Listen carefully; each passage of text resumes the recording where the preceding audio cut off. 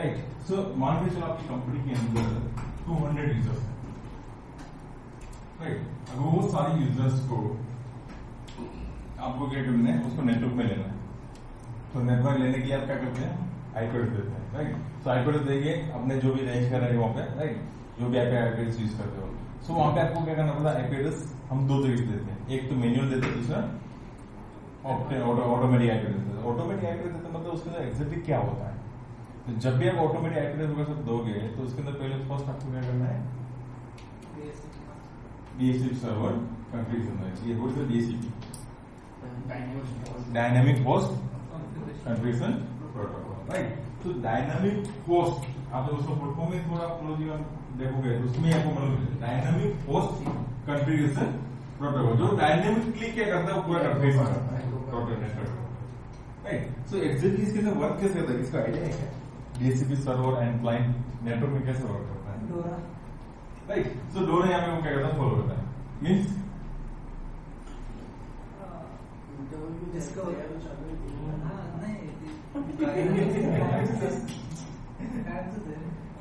Discover करता है पहले सिग्नल, उसके बाद एक्नॉलेज मिलने के बाद आईपी एड्रेस रिक्वेस्ट करता है। आईपी एड्रेस देने के बाद आईपी एड्रेस एक्चुअली पूल देता है, जैसे क्लाइंट चूज करता है कौन सा आईपी एड्रेस। उसके बाद एक एक्नॉलेज जाता है डीएचसीपी सर्वर को कि मैंने आईपी रिजर्व किया, तो वो ब्रॉडकास्ट मैसेज सिग्नल करता है, राइट। सो अभी इसको पता कैसे चलता है, यहाँ पे ये डीएचसीपी सर्वर मेरे यहाँ पे पड़ा हुआ है, या ये मेरा डीएचसीपी सर्वर, मान के चलो यहाँ पे ये मेरा है, यहाँ पे ये मेरा डीएचसीपी सर्वर है। इसको पता कैसे चलेगा, क्लाइंट को पता नहीं चलता, इसलिए तो ब्रॉडकास्ट, राइट। सो यहाँ पे क्या करता है, ये ब्रॉडकास्ट करता है आपके नेटवर्क के अंदर, राइट। जैसे ब्रॉडकास्ट करता है और यहाँ पे मेरा क्या होता है, वही प्रोसेस स्टार्ट होता है। उसके बाद मेरा जैसे सर्वर मिला उसके बाद मेरा अपना क्या होता है, डोरा का प्रोसेस स्टार्ट होता है, राइट, करेक्ट। सो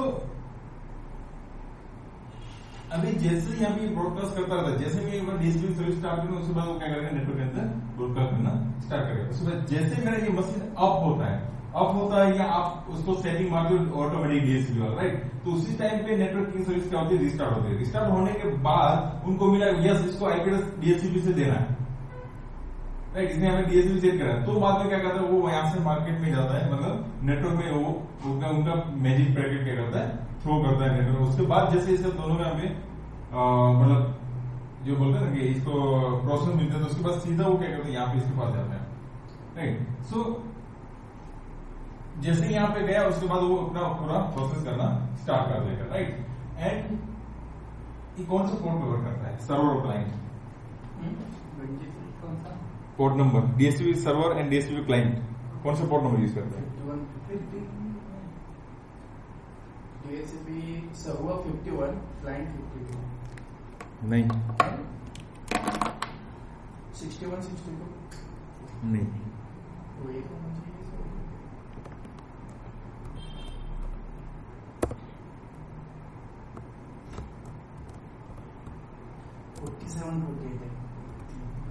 47, 48 है, 40, राइट।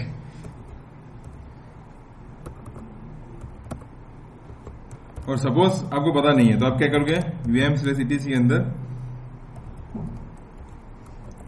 सर्विसेज वाली फाइल रहती है, राइट। ये फाइल के अंदर जाओगे, पोर्ट नंबर 1 से लेके अपने जितने भी पोर्ट है इसके अंदर किसके साथ उसमें मतलब एक्चुअली रिजर्व करके रखा हुआ है वो सारा यहाँ पे मिलेगा। तो यहाँ पे आप सर्च मारोगे DHCP तो आपको मिल जाएगा।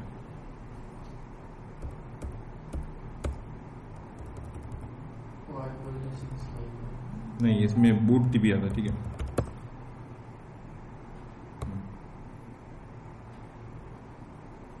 सिक्सटी 67 है 60 बूट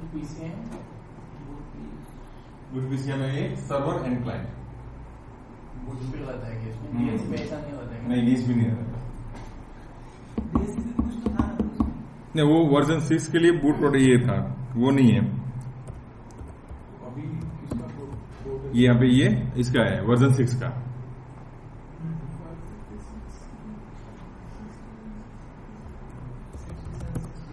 सिक्सटी 67 जो है वो सर्वर के लिए एंड 68 जो है वो क्लाइंट के लिए।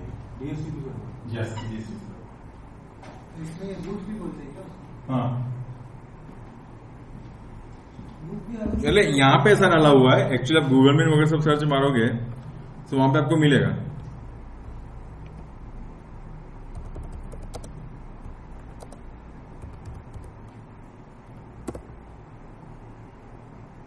$67 है, 68। नॉर्मली लिनक्स में DHCP को ही बूट पी बोलते हैं, या वो अलग सा प्रोटोकॉल है ना बूट पी? नहीं, बूट पी वही सेम एक्चुअली, बट उसके अंदर मिक्स में यहाँ पे यूज होता है। अभी यहाँ पे जैसे सिस्टम बूट टीपी क्यों उसमें रहता है कि DHCP में मतलब लॉजिक मुझे पता नहीं है कि उसमें बूट टीपी में ये क्यों यूज करते हैं। बड़ा एक कॉन्सेप्ट हम बूट टीपी में जल्दी यूज करते हैं। बूट का जब सिस्टम बूट होता है तो उसके अंदर एक नेटवर्क के थ्रू बूट हम लेते हैं, तो हाँ PXE वाला, तो वहाँ पे बूट टीपी का कॉन्सेप्ट आता है। तो वहाँ पे वो कन्फिगरेशन फाइल में भी एंट्री मारता है, पर यहाँ पे उसने DHCP नहीं दिया और बूट पी यूज किया हुआ है, बूट प्रोटोकॉल ऐसा करते हैं। DHCP आप देखोगे यहाँ पे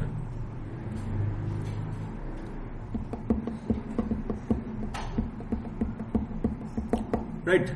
सो ये 100% अपना UDP पे ही काम करता है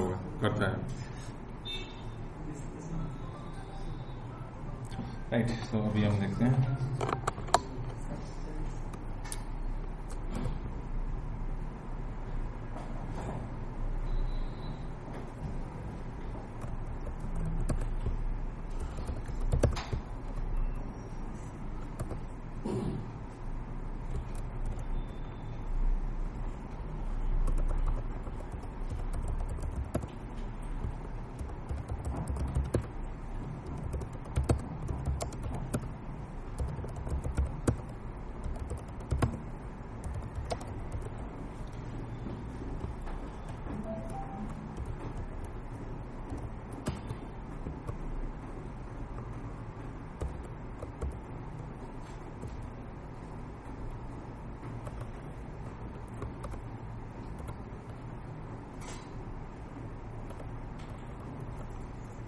अगर डिसेबल कर दिया तो भी 22 ही लगेगा बाय डिफॉल्ट। क्या पोर्ट अगर डिसेबल भी रहेगा तो हाँ, तो बाद में डिफॉल्ट पोर्ट जो रहेगा वो ले लेगा।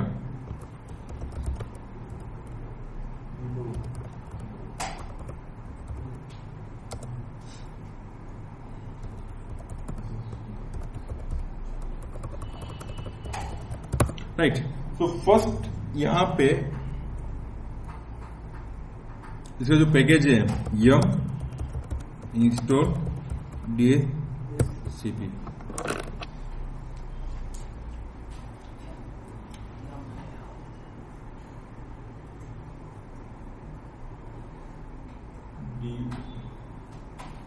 DHCP पैकेज का नेम है, सर्विस का नेम है यहाँ पे DHCP D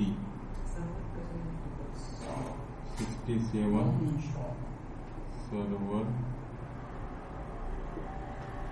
और 68 उसका साइज बड़ा है क्लाइंट।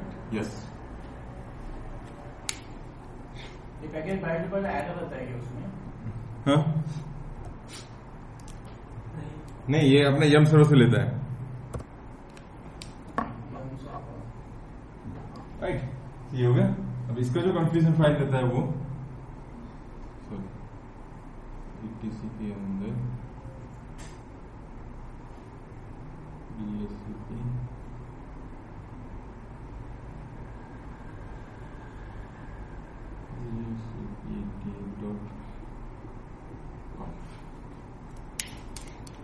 जैसे आप पैकेज इंस्टॉल करोगे ये कंफ्यूजन फाइल आ जाएगी ETC के अंदर, DHCP के अंदर DHCPD.conf।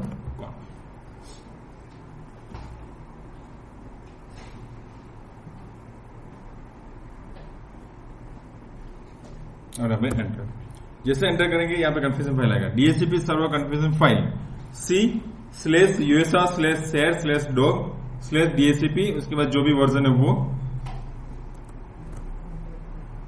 राइट, तो यहाँ पे जो भी वर्जन है वो दिखा रहा है एंड /DHCP.conf.example। ये बाय डिफॉल्ट उसने हमें क्या दिया हुआ है, एग्जाम्पल दिया हुआ है। जो आपको सारा याद है, पता है, तो सीधा वैल्यू यहाँ पे डाल दो, फिर प्रॉब्लम। और सपोज मान के चलो कि आपको यहाँ पे ये चीज याद नहीं है, पता नहीं है, तो आप क्या करो, ये एग्जाम वाली फाइल लेके यहाँ पे कॉपी पेस्ट मारो, राइट। सो अभी हम क्या करेंगे, वो एग्जाम वाली फाइल को ही कॉपी पेस्ट मारते हैं। सो डीएचसीपी सर्वर कॉन्फ़िगरेशन करते हैं उससे पहले आपके सिस्टम के अंदर जो आपका सर्वर है उनका भी आपको क्या करना है, मैन्युअली आईपी एड्रेस सेट करना है जो सर्वर का है, राइट। नेटवर्किंग का फर्स्ट रिक्वायरमेंट। उसके बाद आपका प्रॉपर कंप्यूटर नेम होना चाहिए, जो यहाँ पे डीएचसीपी शुरू दिया हुआ है। तो मैं क्या करता हूँ, इसको खुद को यहाँ पे नन कर देता हूँ, ठीक है। एंड यहाँ पे नहीं हो पाएगा क्योंकि मैंने रिमोटली लिया हुआ है। सो मैं इसको क्लोज कर देता हूँ, मैं डायरेक्टली वो मशीन को मतलब एक्सेस करता हूँ।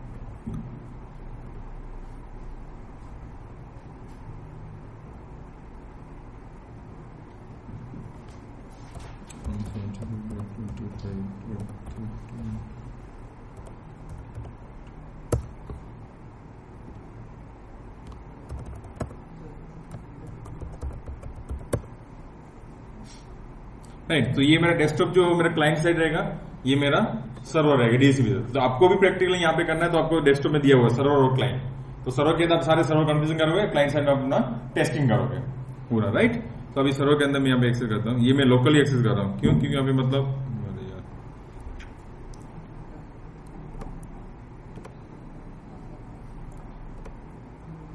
विंडोज का मशीन को भी आईपी देगा ना? हाँ, किसी को भी, मोबाइल सब, किसी को, सबको। नहीं, बिल्कुल नहीं।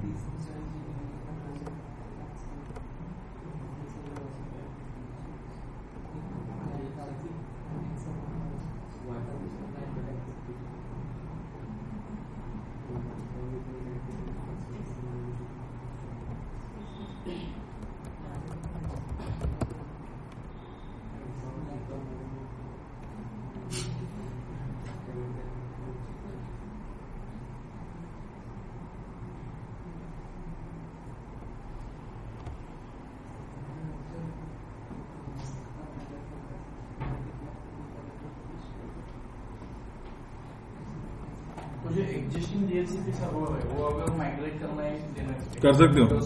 यस डेटाबेस के साथ माइग्रेट हो जाएगा, जो भी कुछ रिजर्वेशन का वगैरह डेटाबेस।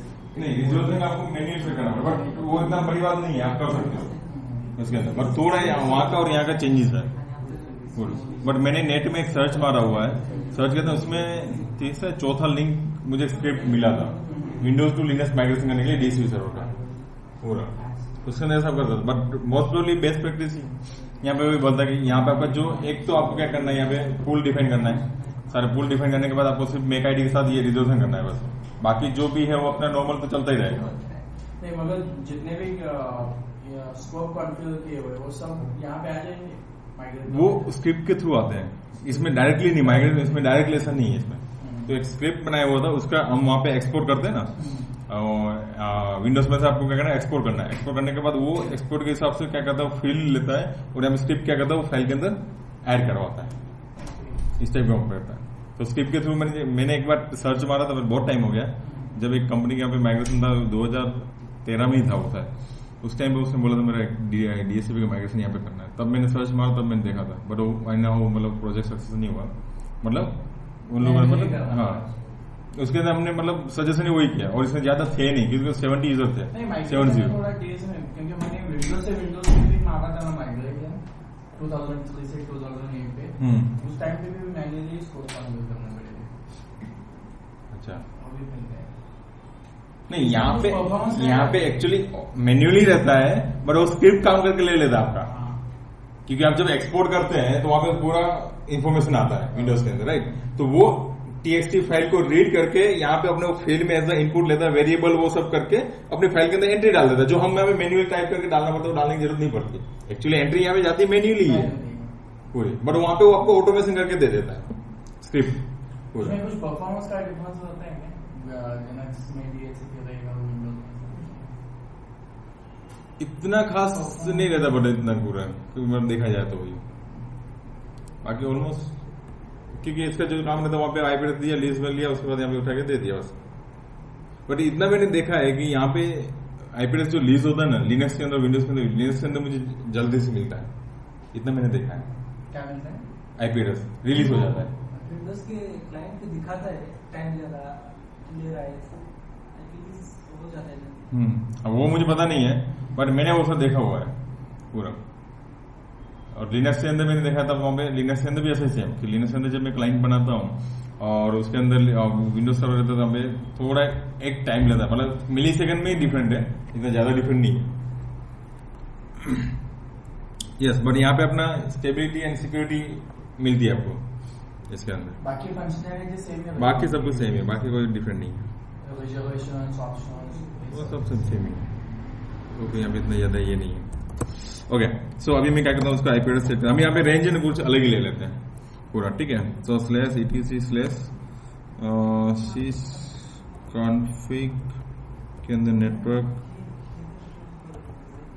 -script ifcfg eth0, ठीक है। सो यहाँ पे मैं क्या कर देता हूँ, none, और यहाँ पे हम आईपी एड्रेस सेट कर देते हैं IPADDR = 10.0. हम अपना सर्वर कंफ्यूज कर रहे हैं, मैं यहाँ पे इसको दे देता हूँ 10 सर्वर का आईपी, ठीक है। और उसके बाद नेट मास्क जो भी आपका जो है, जैसा आपने जो सबनेटिंग किया है तो वो हिसाब से डाल दो, नहीं तो मैं यहाँ पे ये डाल देता हूँ, ठीक है। गेटवे जो है तो आप हमें गेटवे डाल दोगे 10.0.10.1। सर्वर का नेटवर्क कॉन्फ़िगरेशन है ना? हाँ, सर्वर का। तो पहले आपको कंपलसरी सर्वर को भी मैन्युअल आईपी एड्रेस देना है, नहीं तो आपको सर्विस स्टार्ट भी नहीं होती, एरर दे देगा वहां पे, ठीक है। तो यहाँ पे भी आपको ऐसा ही करना है। यहाँ पे आपको जो आईपी एड्रेस रेंज चेंज करो तो भी ठीक है, नहीं करो तो भी ठीक है, वो डिपेंड ऑन यू, राइट। और DNS1 = 10.0.10.1 इतना मैं डाल देता हूँ। डब्ल्यू से बाहर सिस्टम CTL रिस्टार्ट नेटवर्क, नहीं इसको रिलोड नहीं चलता है, रिलोड करता तो भी रिस्टार्ट होता है बैकएंड में। हाँ, रिलोड चलता है बट बैकएंड में रिस्टार्ट ही होगा वो, राइट। सो मेरा ये आईपी एड्रेस सेट हो गया। ओके, उसके बाद दूसरा चीज क्या पता होना चाहिए आपको, फुल रेंज। तो कहां से कहां तक आपको क्या करना है, DHCP के थ्रू आईपी एड्रेस देना है, राइट। सो मोस्ट प्रोबेबली हम लोगों ने जहां जहां पे भी डेटा सेंटर इंप्लीमेंट किया है वहां पे 1 से लेके 50 तक सर्वर, नेटवर्क, प्रिंटर्स, उसके बाद जो भी हम उसके लिए हम यूज कर लेते हैं। और उसके बाद जो 51 से लेके 99 तक वो हम क्या करते हैं, एज अनयूज रखते हैं। जो भी मेरा नया डिवाइस आया, कोई ऐसा मुझे टेम्पलेट देना है, वहां उसके थ्रू हम यूज करेंगे। उसके बाद 101 से लेके बाद में 250 तक वहां पे हम क्या करते हैं, DHCP रेंज में डालते हैं। ऐसा मतलब वो डिपेंड करता है आपका कैसा पुल और कितने आईपी एड्रेस देने हैं। अभी आप बोलते हैं 200, मेरा 500 मशीन है, तो यहाँ पे आपको क्या करना पड़ता है, पूल डिफाइन करना पड़ता है। तो डिफरेंट पूल आया है यहाँ पे, तो उसके बाद आपको वो सबनेटिंग ये सब कुछ आ जाता है वहां पे, जब डिफरेंट पूल आता है। उसके बाद राउटिंग ये भी आता है यहाँ पे, राइट। ओके, सो फर्स्ट हम क्या करते हैं, वो फाइल को कॉपी कर लेते हैं cp-rv/usr के अंदर, शेयर के अंदर, डॉक्स के अंदर, DHCP जो भी वर्जन रहेगा यहाँ पे वर्जन आ जाएगा 4। उसके अंदर अपने यहाँ पे कौन सा फाइल था, dhcp.conf। ये फाइल को आप रिप्लेस मारोगे कौन सी, अपनी कन्फ्यूजन फाइल से। तो इसमें सब कॉन्फ़िगरेशन सब उसके अंदर एग्जांपल के साथ है, आपको दिखाऊंगा और ओपन करके आपको, राइट। तो यहाँ पे बोलेगा ओवरराइट करना है, तो ये ऑल वाली नहीं, यस यहाँ पे ओवरराइट करना है। ओके, ठीक है, थोड़ा मैं बड़ा कर लेता हूँ। फाइल बना के रखी हुई थी क्या? नहीं, ऑलरेडी जब पैकेज डालते हैं ना तो उस टाइम पे वो ये एग्जांपल फाइल ये डाल देता है, वहां पे दे देता है इसके अंदर, ये देखो दिया हुआ एग्जांपल, राइट। सो यहाँ पे फर्स्ट एग्जांपल हम देखते हैं, ऑप्शन डोमेन -name। सो यहाँ पे क्या दिखा रहा है, example.org, मतलब आपका डोमेन नेम कौन सा है, जो हम आपने बाय डिफॉल्ट आता है डोमेन नेम वहां पे आपको डालना है। तो मेरा अपना डोमेन नेम जो है, मान के चलो linuxlab.org, सॉरी मतलब लोग कर लेते हैं, लोकल वाले। उसके बाद आता है ऑप्शन डोमेन नेम सर्वर। अभी आपको डीएनएस कहाँ पे आता है, तो डीएनएस का आपको आईपी एड्रेस बाय डिफॉल्ट देना है, तो कौन सा देना है, राइट। जो भी आपका डीएनएस सर्वर रहेगा वो डीएनएस सर्वर का आईपी एड्रेस आपको यहाँ पे दे देना है, ठीक है। सो मैं क्या करता हूँ 10.0.10.1 ये मेरा डीएनएस का आईपी। सपोज आपको दूसरा आईपी एड्रेस है तो आप क्या करोगे, यहाँ पे कोमा देके स्पेस देके दूसरा दोगे, तो जितने भी डीएनएस सर्वर वहां पे डीएनएस का आईपी यहाँ पे दे देंगे। तो अपने यहाँ पे कैसा एक ही है, तो हम एक ही रखते हैं। उसके बाद आता है यहाँ पे default least time and max least time, right. So ये डिफॉल्ट लीस्ट टाइम मतलब ये सेकंड में दिया हुआ है, सेकंड, हाँ, राइट। सो अभी इसका मतलब क्या होता है कि आज जब भी मेरा यहाँ स्टार्ट हुआ, ये डीएसपी सर्वर ने मुझे क्या किया, आईपी एड्रेस दे दिया। तो आपने डिफॉल्ट लीस्ट टाइम दिया, मतलब ये आईपी एड्रेस यहाँ पे मिल गया, तो मेरे 60 सेकंड तक वो उसने क्या कर दिया, इसके लिए पर्टिकुलर रिजर्व करके दे दिया। ये इसका आगे वो मसीह बाद में चालू हो या बंद, उसको कोई फर्क नहीं पड़ता, राइट। सो वो वहां तक तो 110% रखेगा डिफॉल्ट तक। अभी सपोज समझो उसके बाद मेरा आता है मैक्सिमम लिस्ट है। अभी ये कहां तक वो आईपी एड्रेस ये मशीन के लिए रिजर्व करके रखे वो डीएसपी तक, वो मशीन चालू हो या बंद। जैसे मेरा चालू होगा तो मेरा वो टाइम अपडेट होता जाएगा, रिफ्रेश होगा, हाँ टाइम रिफ्रेश होगा, हाँ रिफ्रेश होगा। और उसके बाद सपोज मान के चलो ये मैक्सिमम लिस्ट टाइम मैंने दिया है, वहां तक ये मशीन स्टार्ट नहीं हुआ, तो उसके बाद वो क्या करेगा, ये मशीन को जो आईपी एड्रेस दिया तो वैसे रिलीज कर देगा फ्री पूरा, राइट। तो उसको मतलब रिलीज कर देगा आईपी एड्रेस, ये मेरा रिलीज होगा। अभी उसके बाद वो आईपी एड्रेस दूसरे किसी को भी दे सकता है। जब वो उसके बाद दूसरे किसी को दे दिया, उसके बाद ये मशीन स्टार्ट होगा तो उसको नया आईपी एड्रेस जो फ्री पड़ा हुआ है वो उठा के दे देगा। तो इस तरह से यहाँ पे कॉन्सेप्ट चलता है। मैक्सिमम हम लोग यहाँ पे क्या करते हैं, 1 डे का रखते हैं, 8 आवर्स का रखते हैं, यहाँ लोग 12 आवर्स का रखते हैं। डिफॉल्ट लिस्ट टाइम जो है उतने टाइम के लिए उस मशीन को आईपी रिजर्व हो जाएगा। यस, वो तो 100% रिजर्व हो ही जाएगा। उसके बाद वो मैक्सिमम लिस्ट टाइम मतलब क्या है, मैक्सिमम कहां तक रखना चाहिए। नहीं, वो डिफॉल्ट लिस्ट टाइम खत्म होने के बाद क्या है, अगर मशीन चालू है वो डिफॉल्ट लिस्ट टाइम नहीं तो मेरा अपडेट हो जाएगा ना, तो रिन्यू हो यस यस बिल्कुल। तो वहां पे मेरा टाइम रिन्यू होता है। विंडोज में वो डिफॉल्ट टाइमिंग 7 डेज 8 डेज, हाँ उसके अंदर 8 डेज रह सकते हैं। बट वहां पे मैंने क्या किया था, अभी जहाँ पे आईपी की मारामारी रहती है ना, वहां पे ये लिस्ट टाइम बहुत कम रखते हैं। क्योंकि यहाँ पे जब एक कंपनी के अंदर वैसे ही होता था, क्योंकि इतने ज्यादा मशीन नहीं थे, बट उसके अंदर कंपनी के लोग और बाहर के लोग, प्रोजेक्ट वाले लोग वो सब आते रहते थे। तो उसका जब वो लगाते हैं तो वहां पे क्या था, तो उसके बाद दूसरे मशीन का आईपी एड्रेस सब नहीं मिलता, तो मतलब फुल ये हो जाता था। वहां तो मैक्सिमम लिस्ट टाइम की कंसेप्ट नहीं है विंडोज में, नहीं है शायद इसमें, नहीं ना, है मॅक्झिमम जैसा मैंने देखा है 7 डेज लिस्ट टाइम जो असतो ना, 7 डेज नंतर तो ऑटोमॅटिकली फ्री हे करतो, नवीन आयपी ऍड्रेस रिलीज करतो। त्या तेच ना, म्हणजे डिफॉल्ट लिस्ट टाइम आहे, डिफॉल्ट नाही, एकच लिस्ट टाइम जो आहे ना तोच मॅक्सिमम साठी। ओके, म्हणजे यातला एक लिस्ट टाइम नाही, हा डिफॉल्ट जो आहे ना तो अरे तेच ना, वो तो बता रहा है। डीएचसीपी सर्व्हर कॉन्फिगर करतो, हाँ। त्यावेळेस मशीन आयपी ऍड्रेस घेते, त्यावेळेस डिफॉल्ट 7 डेज ची लिस्ट मिळते, तो डिफॉल्ट लिस्ट मिनिमम डिफॉल्ट असं काही नाही बाय डिफॉल्ट आहे ना, त्याच्यातच तू कॉन्फिगर करतोस ना, बाय डिफॉल्ट लिस्ट आहे। तर विंडोज मध्ये फक्त तू मॅक्सिमम लिस्ट टाइम देऊ शकतो की एवढ्या दिवसासाठी तो तेच राहायला पाहिजे। म्हणजे तिथे डिफॉल्टच होतं, मॅक्सिमम असं नाही राहत। हा म्हणजे त्यांनी राइट, क्लियर है। सो यहाँ पे मैं क्या कहता अभी नीचे आया, और यहाँ पे मैं क्या करूँ, ये अनवांटेड जो आपको चाहिए तो रखो, नहीं चाहिए तो उसको निकाल दो, निकालना तो भी ठीक है, प्रॉब्लम नहीं है। उसके बाद अपना आता है यहाँ पे सबनेट। सो अपना यहाँ पे सबनेट कौन सा आएगा, तो ये कॉन्फ़िगरेशन है वो क्लाइंट को मिलेगी क्या, जो हम कर रहे हैं? हाँ यस, यहाँ पे अभी रेंज वगैरह सब डिफाइन करेंगे। जीरो नहीं 255 यहाँ पे ये आएगा ना, यस। तो मेरा सबनेट ये रहेगा 0 राइट। इसके बाद 0.0.0 जो आपने सबनेटिंग करके रखा हुआ है, तो आप वो हिसाब से दोगे। उसके बाद आता है यहाँ पे रेंज, मिनिमम और मैक्सिमम, मतलब कहाँ से आपको स्टार्ट करना, तो 10.0.10.101 से लेके स्पेस देना है यहाँ पे, और उसके बाद 10.0.10.250 राइट। उसके बाद यहाँ पे आता है राउटर का। तो राउटर्स का भी आपको यहाँ पे देना है, यहाँ पे तो आप राउटर्स का भी यहाँ पे दे सकते हो।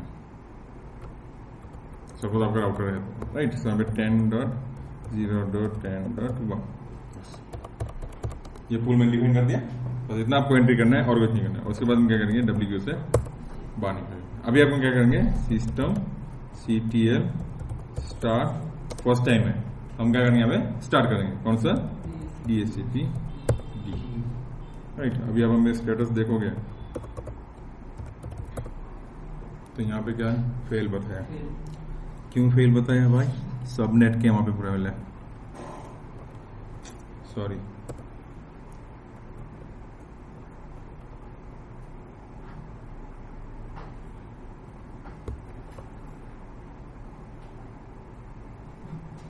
टू 254 आएगा ना, 255।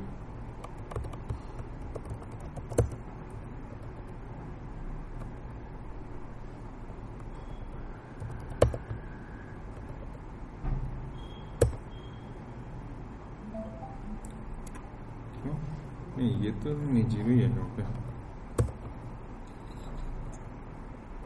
10.0 यहाँ पे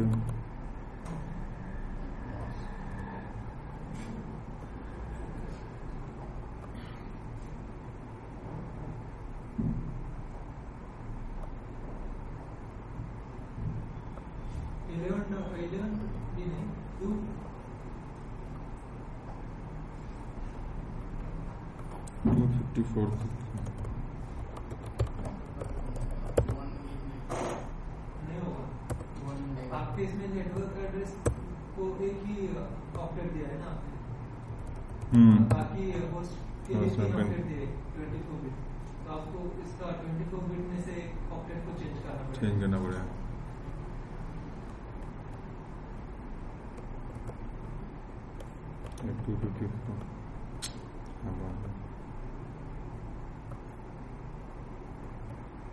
इलेवन डॉट 0 करके देखो ना, हाँ 10.0.11.0 नहीं, यहाँ पे वो एरर दे देगा। 0 एक काम करते हैं ना, यहाँ पे 10 डालते हैं, सबनेट यहाँ पे दे देते हैं ना 255 बढ़ा देते हैं ना काम में।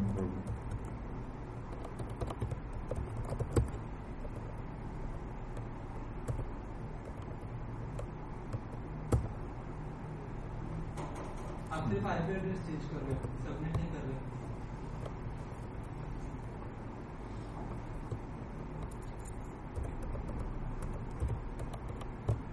अभी कहाँ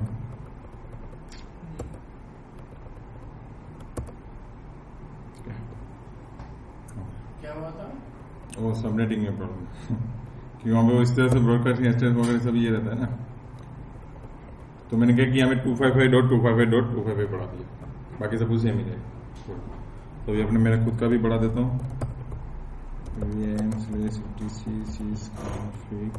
क्योंकि यहाँ पे सबनेटिंग इज मोस्ट इम्पोर्टेंट है, उस हिसाब से आपका आईपी रेंज देना है, ऐसे अड़म दड़म नहीं डाल दे तो ऐसा टाइप का प्रॉब्लम आएगा।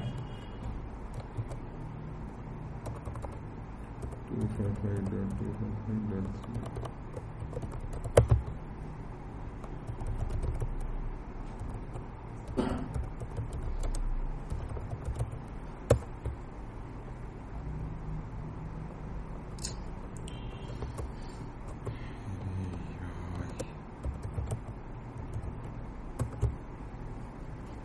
राइट, ठीक है।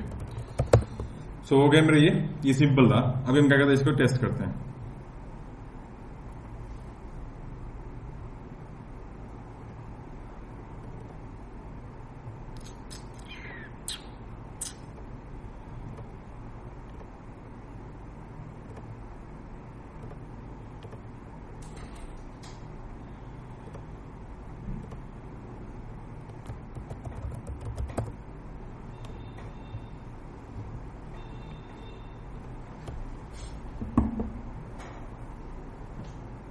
इसके अंदर बहुत सिंपल है, ये होगा अपना ये पूल वूल गिरेंगे, इसके बाद हम क्या करेंगे, रिजोल्यूशन।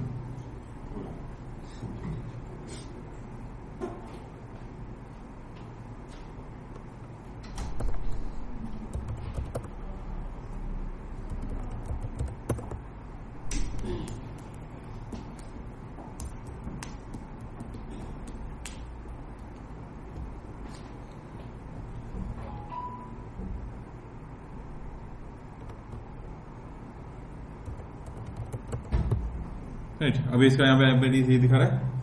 अभी इसको हम सेटिंग देख लेते हैं। तो ये अपना क्लाइंट साइड है, ये विंडोज भी हो सकता है, लिनक्स भी रहेगा, राइट। सो ईटीसी के अंदर डीएचसीपी के अंदर sorry switch config network development script IFCFG ATS 0, right. So यहाँ पे डीएचसीपी है। अभी मैं क्या करूँगा पे सिस्टम CTL रिस्टार्ट नेटवर्क। तो अभी यहाँ पे आईपी एड्रेस कौन सा लेगा, ये सेम वाला ही लेगा, राइट। तो अभी मुझे यहाँ पे क्या करना पड़ेगा, उनका नेटवर्किंग चेंज करना पड़ेगा क्योंकि वर्चुअल में हूँ मैं। तो अभी वो क्या किसका ले रहा है, मेरा जो मेन डीएसपी सर्वर है वहाँ का ले रहा है। तो अभी मैं क्या करता हूँ, यहाँ पे नेटवर्किंग आइए रहा। तो मुझे यहाँ पे आइसोलेटेड इंटरनल ये लेना पड़ेगा, तो मैं इंटरनली उसको कम्युनिकेशन कराना है। और उसके बाद इसको भी मुझे यहाँ पे सर्वर को भी वही करना पड़ेगा।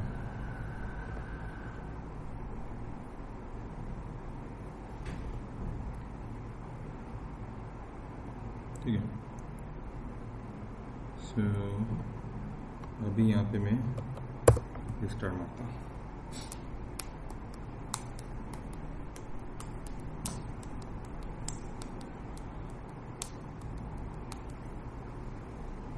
चलिए लॉन्ग रहेगी क्या?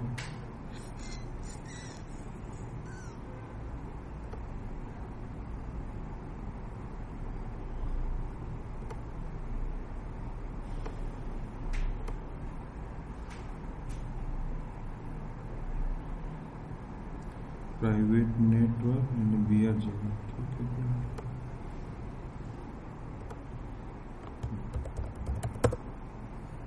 है। तो उससे कौन सा एड्रेस लिया, 10.0.10.101 से, राइट। इसी तरह से आप क्या करेगा, यहाँ पे लेता जाएगा, राइट। अभी जब इंटरव्यू में जाते तो पूछते हैं तो मुझे अभी कौन कौन सा आईपी एड्रेस को रिलीज किया हुआ है, उनकी इंफॉर्मेशन कहाँ पे रहेगी, राइट। सो बाय डिफॉल्ट में CD के अंदर आप ये जाओगे, यहाँ पे CD/where के अंदर लीप के अंदर, एक मिनट ये बात में देखना, मैं आपको बताता हूँ। DHCP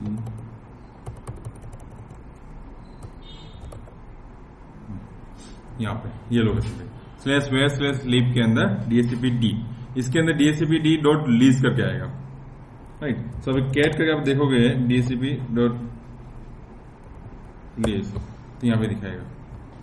तो पहला ही आईपी एड्रेस हमें लिया, बाइंडिंग स्टेटस एक्टिवेट है एंड नेक्स्ट बाइंडिंग स्टेट यहाँ पे फ्री है एंड रीबाइंड स्टेटस यहाँ पे फ्री है एंड हार्डवेयर मैक एड्रेस यहाँ पे दिखा रहा है और स्टार्ट और एंड टाइम ये देखो यहाँ पे दिखा रहा है।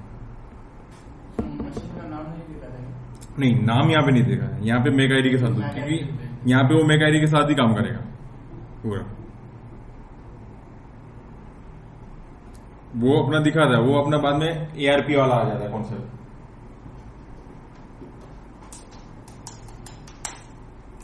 इसके अंदर अपने यहाँ पे DHCP लीज वाली रहती है, यहाँ पे जितने भी लीज रहेंगे वहाँ पे दिखाएगा, उसका मैक आईडी भी यहाँ पे ये दिखाएगा, कौन से मैक आईडी को ये आईपी एड्रेस दिया हुआ। मैं मैक आईडी को ये कॉपी कर लेता हूँ एक बार, ठीक है। उसके बाद मैक आईडी के साथ रिजर्वेशन कैसे करना है वो हम देखेंगे।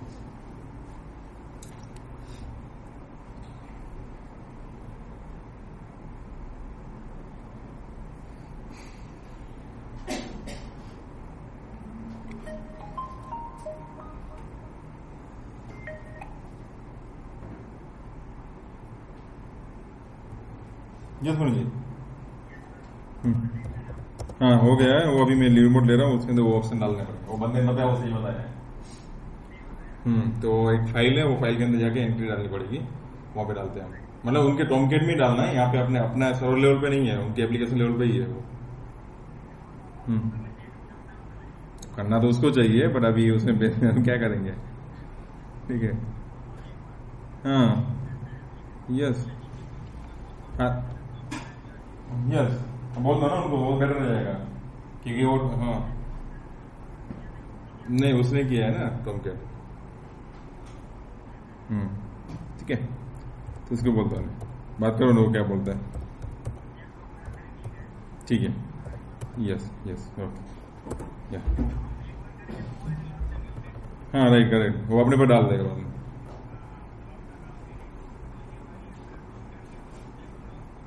राइट करेक्ट, करेक्ट, उनका ही फोल्डर फाइल है।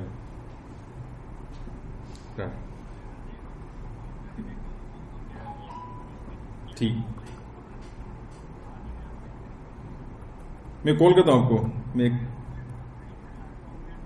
हाँ टोमकेट के अंदर उसके अंदर एनवायरमेंट फाइल आती है, सर्वर एनवायरमेंट SRV वो .sh नाम की फाइल लेती है, वो टोमकेट सर्वर के अंदर बीन के अंदर है फोल्डर। यस, उसके अंदर ये पैरामीटर है जो उसने दिए ना वो, ठीक है, मैं कॉल करता हूँ आपको।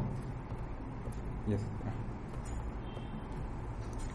राइट, अभी आप बोलते हैं मुझे यहाँ पे क्या करना है, फिक्स रिजर्व करना है, मतलब पर्टिकुलर एक मैक आईडी को यही आईपी एड्रेस मिलना चाहिए, राइट। सब हम क्या करते हैं, रिजर्व करते हैं अगेंस्ट मैक आईडी के साथ, राइट। तो उस टाइम पे आपको यहाँ पे देना है होस्ट, भाई पर्टिकुलर कौन है ये मतलब आपका होस्ट नेम वहां पे सेट नहीं होगा, ये सिर्फ ओनली फॉर योर आइडेंटिटी, भाई ये मेरे किसके लिए परमानेंट कर रखा होगा। सपोज मान के चलो मेरा MD है, ये मेरे यहाँ पे CEO है, राइट। तो उस हिसाब से आप क्या करोगे, उसका नाम दे दोगे।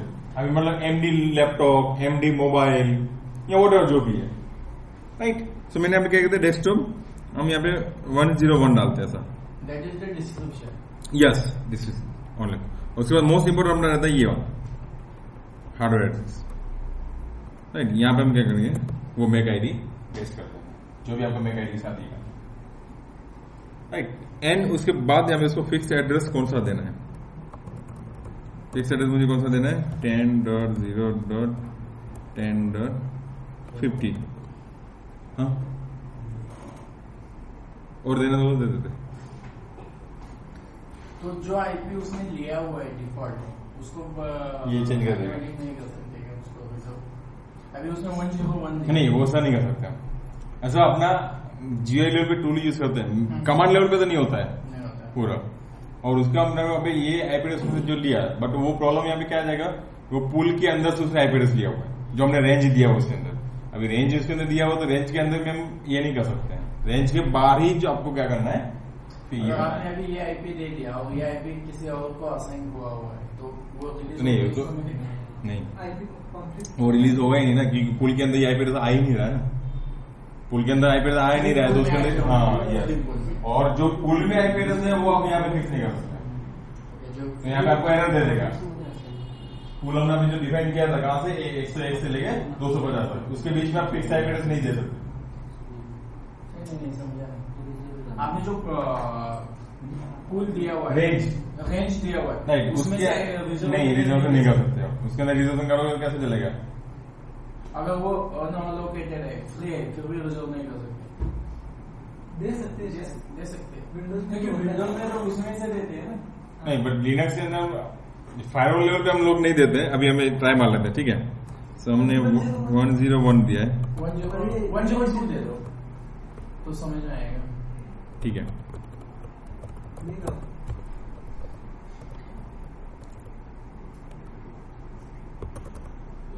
यहाँ पे नेटवर्क यूज करके दो,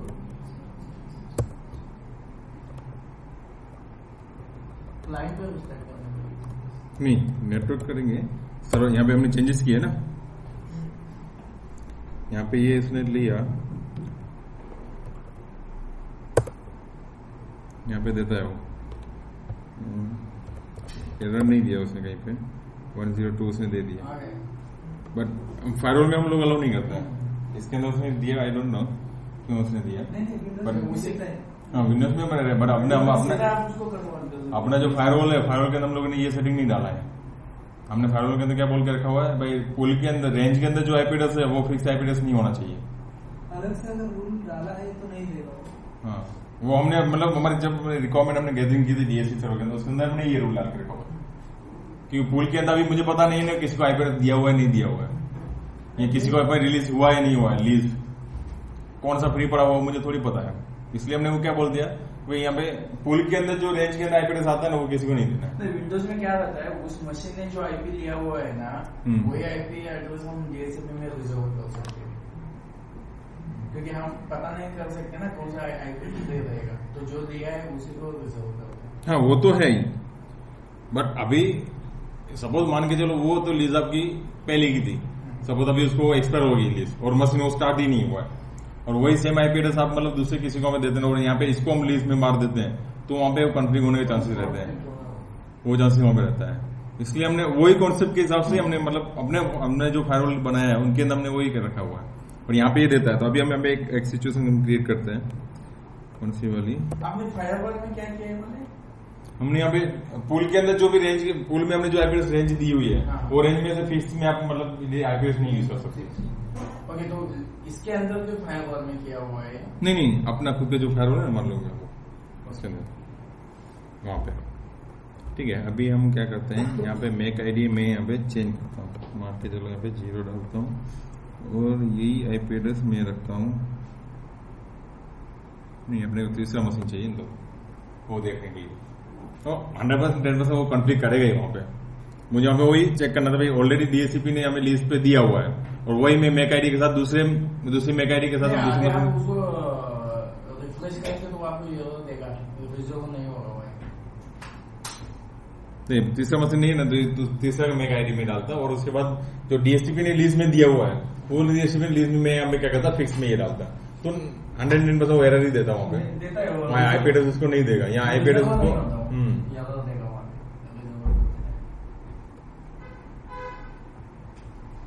नहीं, एक काम करते ना, मैं अभी इसको मैं गलत आईपी डाल देता हूँ, ठीक है। तो वो तो अभी अपने को अभी पता चल जाएगा। ये रिस्टार्ट कर देता हूँ, यहाँ पे मैं नेटवर्क रिस्टार्ट मारता हूँ,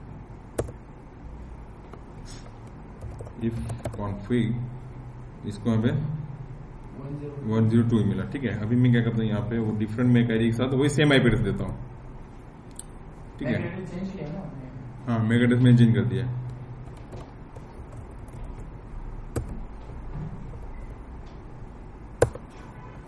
तो अभी हमें दे रहा है नहीं, जब तक वो बूट होके जब तक वो नेटवर्क में आएगा नहीं, लाइव नहीं होगा। नहीं, वो तो ठीक है, बट अभी मैंने क्या किया डिफरेंट, अभी मैं डिफरेंट आईपी तो यूज नहीं कर सकता। अभी मैंने ये आईपी एड्रेस जो यूज किया, अभी ये आईपी एड्रेस उसको लीज में देना नहीं चाहिए ना, लीज में नहीं देना चाहिए क्लाइंट पे, क्योंकि 120 क्योंकि मैंने मेक आईडी चेंज कर दिया है। अभी तक कम्युनिकेशन हुआ ही नहीं ना। नहीं ठीक है ना, हुआ या नहीं हुआ वो कोई फर्क नहीं पड़ता ना। मैंने आपके लिए ये सीट रिजर्व कर लिया, बट अभी तक आप नहीं आए, उसी जगह में इसको बिठा के रखूंगा तो नहीं चलेगा, तो आपका रिजर्व नहीं होगा ना। नहीं, उठने के लिए बोला है ना उसको, नहीं अभी इसके रिजर्वेशन का मतलब नहीं होगा ना आपका। मैंने आपके लिए ये सीट बुक करके रखा हुआ है भाई, आपके लिए स्पेशल रिजर्वेशन है 4% और उसमें इसको मैं उठाता हूँ, तो मतलब नहीं हुआ ना रिजर्वेशन का। बाद में नहीं बिठाते, वो पहले से आप क्लाइंट पे सर्विस रिस्टार्ट क्यों ना हो नेटवर्क की, वो रजिस्टर किया तो वही सेम आईपी एड्रेस मिला ना उनको। नहीं होगा, जब तक वो लाइव नहीं आएगा ना तब तक वो चेंज नहीं होगा। बट ये सर्वर को एक्सेप्ट नहीं करना चाहिए ना, सर्वर ने एक्सेप्ट करना चाहिए, तो नहीं होता उससे। रिस्टार्ट पे तो लीज रिन्यू के लिए जाएगा ना वो, हाँ रिन्यू के लिए जाएगा वो, तो उस टाइम पे उसको रिन्यू नहीं करना चाहिए। रिन्यू कब जाएगा वो, जब रिलीज टाइम खत्म होगा तब जाएगा, और नहीं तो कब जाएगा जब मैक आईडी वाला मशीन जब बूट होगा ना नेटवर्क। नहीं मेरे हिसाब से वो नहीं, ऐसा नहीं होना चाहिए। जब सर्विस स्टार्ट हो जाती है ना तो लीज वहां से स्टार्ट हो जाती है, रिन्यू हो जाती है उसी टाइम। तो जब से दिया हुआ है तब से लीज नहीं रहती, सर्विस स्टार्ट होती है ना तो लीज ऑटोमेटिक रिन्यू हो जाती है। तो उस टाइम पे उसने रिलीज करना चाहिए था, अभी इस केस में आईपी रिलीज करना चाहिए था वही, क्योंकि हमने उसको फिक्स कर दिया ना वर्ड इसको। एक मैंने मेक आईडी में और चेंज करने, क्योंकि हमने एक वर्ड चेंज किया ना, शायद मैं क्या करता हूँ यहाँ पे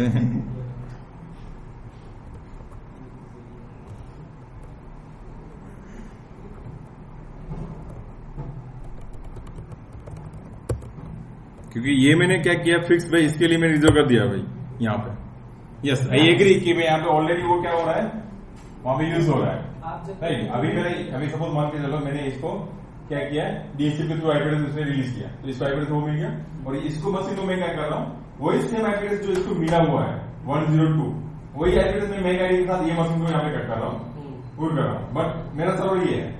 नहीं अभी ये मशीन अप है, उसको 102 मिल गया है, उसके बाद मैंने क्या किया, इसको 102 मैंने ये मेक आईडी के साथ बाइंड किया हुआ है, अभी जब ये मशीन स्टार्ट होगा तब इसको वहाँ पे 201 या DHCP इसको देगा। क्यों? क्योंकि मेगा आईडी के साथ देखो और ऑलरेडी इसको यहाँ पे मिला हुआ। तो यहाँ पे क्या होगा? इवेंट होती है। तो हमारा रीजन, हमारा फायरवॉल में ये नहीं डालने का रीजन यही था। नहीं, ये बात बराबर है। अगर इसको रिजर्व करते हैं ना तो उसका चेंज होना चाहिए। ये अब होने के बाद चेंज करने के लिए चाहिए ना। और उसको समझ में नहीं आ रहा, समझ में नहीं आ रहा। अभी उन दोनों में से कौन कनेक्शन कहाँ पे? उन दोनों में से अरे ये ऑफ है और वो चालू है, ऐसा है। नहीं, समझ में आ गया। ये चालू है, ये चालू है, ये ऑफ है। और उसके बाद ये इसको मैं चालू करता हूँ तो हमें ये कंफ्लिक्ट हो जाएगा। कॉन्फ्लिक्ट नहीं होगा। जब आप इसको चालू करेंगे ना उसके पहले ही उसका आईपी चेंज होना चाहिए। नहीं होगा, इसको थोड़ी पता चलेगा, DHCP सर्वर को नहीं पता चलेगा आप ये। नहीं, अगर आपने इसके लिए बाइंड किया है आईपी एड्रेस, ओके, तो उसकी लिस्ट जब रिन्यू के लिए जाएगी तब इसको जो बाइंड किया हुआ आईपी वो उसको मिलेगा नहीं, उसका आईपी चेंज हो जाएगा। अगर वो लिस्ट पे जब रिन्यू होगा तब तब तक चेंज नहीं होगा। क्योंकि ये हमारा आर्ग्यूमेंट, मेरा ये फायरवॉल का जो आर्किटेक्चर था बंदा, वो बंदे के साथ मेरा बहुत ज्यादा ये आर्ग्यूमेंट चला। स्टार्ट होने के बाद वो चेंज होगा। तब वो कॉन्फ्लिक्ट मारेगा ही वहाँ पे। ये कॉन्फ्लिक्ट होगा। अगर सुन, इसको आईपी असाइन है तो इसको रिजर्व नहीं कर सकता। तो इसलिए हम लोगों ने क्या किया, फायरवॉल के अंदर हमने रूल डाल दिया। आईपी उसको दिया हुआ है, DHCP ने आईपी उसको दिया हुआ है, तो वही सेम आईपी तू इसके अगर ये बंद भी रहेगी फिर भी तू रिजर्व नहीं कर सकता। जब तक वो आईपी रिलीज नहीं होगा तब तक इसको रिजर्व ही नहीं कर सकता। तो वो मतलब ही नहीं है कॉन्फ्लिक्ट का। नहीं, रिजर्व तो कर सकते हैं, हमने तो किया ना। अभी इसमें कौन से कंसेप्ट पे होगा मुझे नहीं, आप विंडोज के अंदर भी होगा ना। नहीं होगा, विंडोज में नहीं। विंडोज में मैन्युअली जब मेगा आईडी के साथ बाइंड, अब एक तो कॉन्सेप्ट क्या था, विंडोज के अंदर दो टाइप है। एक ऑलरेडी रिलीज किया वो आपको मेगा आईडी के साथ बाइंड करना, तो राइट क्लिक करके ऐड टू ये करते हैं, और दूसरा मैन्युअली ऐड करते हैं। जब मैन्युअली ऐड करते हैं ना, सपोज इसने अभी 101 लिया हुआ, अगर मैं इस मशीन को उसको मैन्युअली मुझे बाइंड करना है, जब तक वो 101 रिलीज में डिलीट नहीं करता तब तक इसको। अच्छा, ओके, तो विंडोज वहाँ पे वो चेकलिस्ट डाला हुआ है, इसको डिलीट ही करना पड़ेगा, तभी जाके इस केस में होता है, क्योंकि वो जिसको बाइंड करने वाले हो ना वो मशीन बंद रहती है। यस, उस केस में होता है कि वो मैंने टेस्ट नहीं किया अभी, विंडोज में मैंने टेस्ट नहीं किया। जो आईपी रिजोल्व करना है, वो फ्री होना चाहिए। अगर किसी को असाइन किया हुआ है तो उसकी रिलीज आपको खत्म करनी पड़ेगी। एक तो फोर्सफुली खत्म करो या उसको डिलीट करो, यानी वो फोर्सफुली, उसके बाद ही जाके आप उसके लिए फ्लश करो, DHCP से डिलीट करो। आपको क्लाइंट के पास जाने की भी जरूरत है, DHCP डिलीट करेंगे और बाद में डिलीट रिफ्रेश हो जाएगा तो नया पेज मिल जाएगा। तो अभी इसमें कैसे वर्क कर रहा है देखना पड़ेगा। नहीं, इसके अंदर वही सेम ले लेता है, क्योंकि इसके अंदर बट जैसे हमारा मेन बेस्ट प्रैक्टिस यहाँ पे वही बोलता है जो रेंज के बीच में वहाँ पे आईपी एड्रेस स्पेस हो गए मत रखो। इससे आप इजीली कर सकते हैं, इजीली इसमें अभी आपको वही रहा है ना, वही आप यस करेक्ट। इसलिए मैंने आपको पहले स्टार्टिंग में बताया इसको आप रेंज के बाहर ही आईपी एड्रेस ये करोगे पूरा रिजर्व करोगे। और इसके अंदर भी अपना कैसा रहता है कि हम जो पुल के अंदर डालते हैं, और पुल वाले में हम कहते हैं तो हमें क्या होता है, मिक्स खिचड़ा हो जाता है, और उसके अंदर प्रॉपर प्लानिंग, मतलब प्रॉपर एक स्ट्रक्चर नहीं बनता है। तो अभी जहां पे हमने इम्प्लीमेंट किया है वहां पे हमने ऐसे ही करके रखा हुआ। जो नॉर्मल मशीन है वहां पे हमने रेंज में डाल दिया, और जो स्पेशल लोग है उसको हमने अलग से रेंज डिजाइन किया, जैसे बोला ना हमने 51 से लेके 99 तक, उसको हमने मेगा आईडी के साथ ही हमें बाइंड किया हुआ है। तो उसके अंदर भी हमने डिफाइन किया है यहाँ पे 51 से लेके 80 तक सारे काम लैपटॉप के लिए, और वहां पे 81 से लेके 99 तक मोबाइल के लिए। तो उसके अंदर भी बाद में हमने फायरवॉल के अंदर रूल डाला है, मोबाइल वाले को स्पीड कम मिलना चाहिए, लैपटॉप वाले को प्रॉपर मिल, तो ऐसा मतलब इसलिए हमने क्या करते हैं, ये पूरा प्लानिंग करना पड़ता है। राइट, क्लियर है। तो इस तरह से मेक आईडी को भी आप क्या कर सकते हो, बाइंड कर सकते हो। अभी इसके अंदर आप बोल रहे हो इसको मुझे इंटरनेट भी देना। अभी सपोज मान के चलो ये रेंज आपका ऐसा है कि जिसके अंदर वो इंटरनेट वाला नहीं है, और मोस्ट प्रोबेबली हमने एक कंपनी के अंदर ऐसा सेटिंग किया हुआ था जो बाय डिफॉल्ट यहाँ पे राउटर का जो आईपी एड्रेस उसको मिलता था ना, वो राउटर का आईपी एड्रेस हमने यहाँ पे निकाल दिया था, ये वाला राउटर का इसका आईपी डाल दो ना, गेटवे और राउटर का नेट मिल जाएगा। हाँ, गेटवे देंगे तो नेट मिल ही जाएगा। इसलिए हमने क्या किया था, यहाँ पे ये रेंज जो है यहाँ पे राउटर का उसने हमने दिया था, और ये सेम चीज हमने क्या की थी, जिसको वहाँ पे इंटरनेट देना है उसको हम क्या करते थे, मेक आईडी के साथ बाइंड करके यहाँ पे देते हैं। इस तरह से हम करते थे। अभी मुझे इसको अभी ये पर्टिकुलर जो मुझे जिसको इंटरनेट देना है उसको हम क्या करते थे, मेक आईडी लेके आते थे और यहाँ पे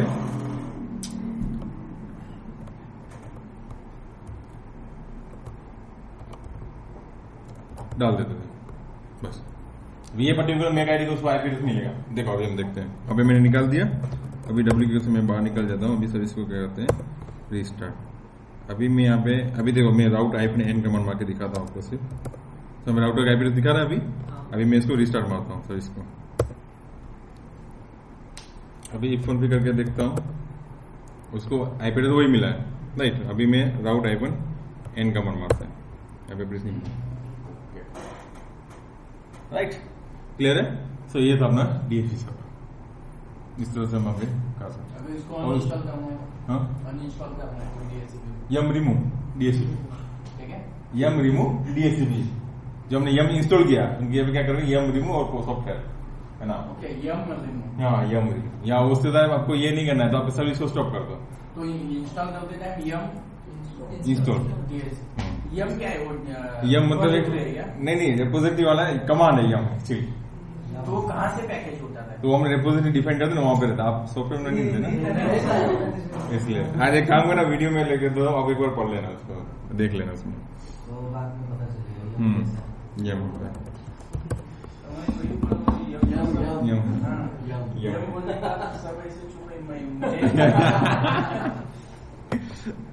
राइट। क्लियर है। सो इस तरह से आप डीएससीपी, और दूसरा हमने डीएससीपी के अंदर एक उस तरह से आता है डायनामिक डीएनएस रहता है। नहीं जैसे ही मतलब वो क्या करता है, डीएससीपी आईपी एड्रेस रिलीज करेगा तो उसके अंदर में पे वो क्या करता है, डीएनएस के अंदर जाके एंट्री डाल देता है ऑटोमेटिक। तो अभी हम कन्फ्यूजन जब डायनामिक डीएनएस कन्फ्यूजन करते हो तब उससे डीएसपी सर्वर के अंदर वो डीएनएस सर्वर की सारी एक इंफॉर्मेशन देनी पड़ती है। तो जैसे डीएससीपी क्या करेगा, आईपी एड्रेस रिलीज करेगा, वही सेम वो कंप्यूटर का जो नाम रहेगा वो कंप्यूटर नाम और डोमेन नेम वो लेके क्या करेगा, डीएनएस में एंट्री ऐड कर देता है। उसको हम एक्चुअली डायनामिक डीएनएस कहते हैं। लास्ट टाइम एक हमने क्वेश्चन डिस्कस किया था, जब हम मैं भूल गया, आपने शायद आंसर दिया रहेगा, जब हम कोई भी लिनक्स मशीन डोमेन पे लेते हैं ना तो उसकी डीएनएस एंट्री नहीं आती होती राइट। उसका कुछ तो आंसर बताया था शायद अभी आप उसके अंदर एक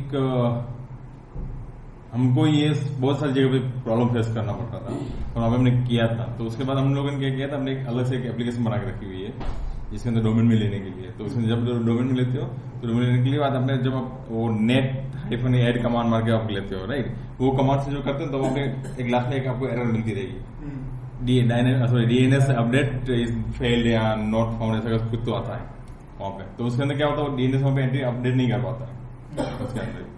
तो इसके अंदर एक हम लोगों ने उसको स्क्रिप्ट के अंदर चेंजेस किए हुए हैं।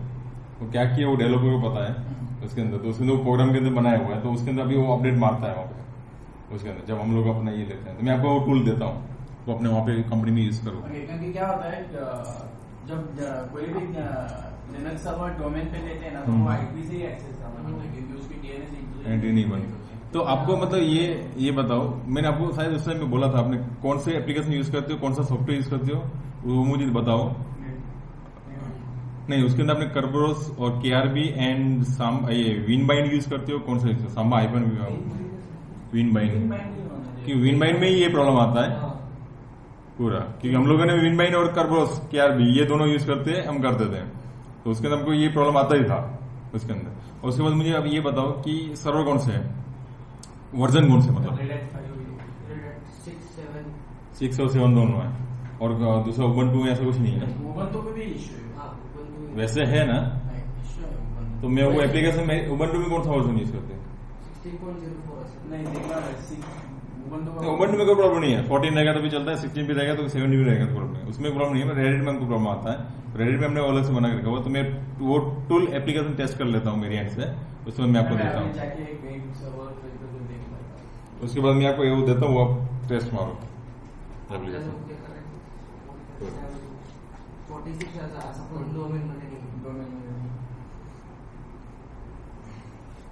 सो अभी हमने एक प्रोग्राम भी और एक डेवलप कर रहे हैं, ऑलमोस्ट मतलब अपना ये नेक्स्ट वीक में खत्म हो जाएगा। उसमें तो वही सेम हमने अपना खुद का ही जीआई बना दिया है, उसके अंदर हमने होस्ट नेम मतलब कंप्यूटर नेम वहां पे ले लेता है, तो आपका होस्ट नेम भी चेंज हो जाएगा। डोमेन नेम, डोमेन का आपका IP address, fully qualified domain name, IP address या डोमेन नेम जो देते हैं। उसके बाद administrator user name and password, और उसके बाद 2-3 ऑप्शन है भी आपका जब भी ये यूजर लॉगिन करता है ऑटोमेटिक उसको मैप ड्राइव हो जाना चाहिए, वो सब कुछ को सिर्फ हमने वहां पे डाला होता है। जो विंडोज में अंदर होता है यहाँ पे नहीं होता है, तो उसमें आपको दिखाता है। ठीक है, क्लियर है? तो ये DHCP सर्वर है ना। ओके।